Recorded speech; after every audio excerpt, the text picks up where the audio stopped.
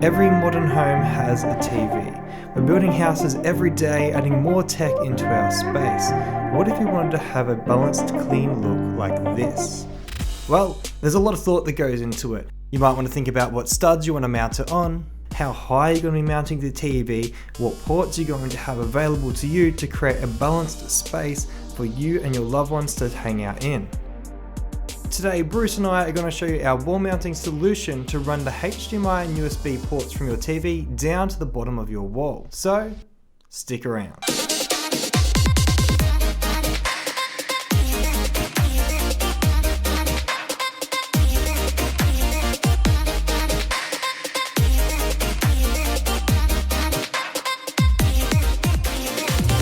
G'day guys, welcome back to the channel. In today's video we're looking at the living room TV and how we've set up this wall mount situation.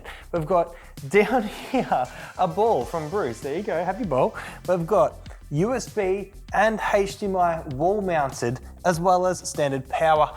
Now if you go behind the TV you're going to find some extra goodies. So we're going to go into some old footage from about a year ago when my wife painted this wall and show you exactly what's behind the TV.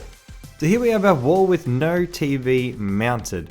Up the top we've got USB and HDMI. Now these guys run into conduit down in the wall. We've also got Australian power, internet and antenna ports. Now these are up high, able to plug straight into the TV, which will be mounted here where these 4 holes are for its wall mounting bracket. If we look down further, you're going to find the end of the conduit in the wall terminates off at this USB and HDMI wall plug. Now behind these plugs in the wall, you'll find dongle looking cables where you can plug in a say 3-meter USB extension cable and a standard 3-meter HDMI cable. So these are the instructions I sent to my Sparky. At frame stage we said we want the internet, power points and antenna terminated at 1500 mil. We also want conduit to start at this point. The conduit's then going to run down through the wall and it's going to come down at the 300 mil. So here's a photo of the conduit. It's essentially an orange pipe which at one end we cap off with the rubber grommet and down the bottom we put the USB and HDMI wall plate. Now we've chosen a very flush wall mount, trying to get the TV as close to the wall as possible. Now if you're having clearance issues with plugs sticking out too far, you can get your Sparkies to recess your plugs into the wall further, so keep that in mind. I'm just going to touch on this topic, it kind of needs its own video, but when it comes to mounting your TV, you want the height to be the middle of the TV in line with your eyes, ideally, or at least within the middle third. Now a 55-inch TV is just within that range and I wanted to leave it like that, so if we ever upgrade to a 65 or 75 I can use the same setup and just hang it on the wall. So to plug a USB into this TV, all I have to do is take it and plug it into the wall. It'll pop up, be immediately available, here it is.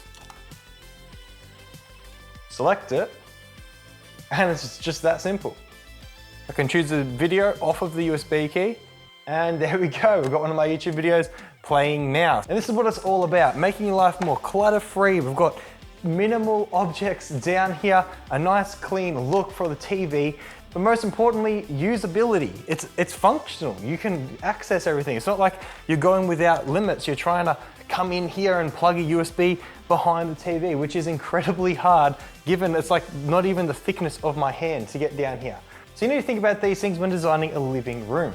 So whether you're building a brand new home or doing renovations, these are the things you need to think of. So when we were building, I was like, we're gonna have a smart TV here. It's gonna have Netflix, it's gonna be able to play movies off of USB keys, it's gonna be able to do everything that we want it to do. So we don't need heaps of space. If we're going to bring out a console, say like the old original Xbox, which is AV cable, well then just watch the video up here. I'm gonna link which allows you to plug it in to HDMI. So you don't even need to have RCA running down. Now we're very fortunate that when we built our house, we were able to put a home theater in at the front of the house. That's just because that was set as a seating room, and I don't know about you, but I don't just sit in a room. Like that's just strange. So we're like, let's knock that out and chuck in as home theater. So all my devices like the Xbox One X doesn't sit out here, it sits in the home theater, which you would have seen from last week's video. Now what that allows us to do is have a nice, clean, sleek look once we take the devices away. So this is just my advice. Obviously you aren't probably building a house right now or doing renovations right now, but when the time comes in the future, just keep this in the back of your mind. Maybe bookmark this video and come back to it later, show it to your electrician, say, hey mate, I want some conduit put in the wall so I can run cables down, below, even to the TV unit. Maybe you have a full unit here with all of your devices. You can still have the TV up there, no cables showing. I hate those sticks of conduit that run between the TV down to the unit below hands. Now, pretty much the worst thing they could do is say no, but as you've seen, it's a proven concept. All you need is a pair of grommets at the top and bottom, your LAN and internet coming out to the TV. Very important to hardwire internet in your house when you can. It's gonna limit the saturation of Wi-Fi and stop taking up the bandwidth from your phone and laptops around the house, because the TV doesn't need to be wireless. It doesn't need to have Wi-Fi connected.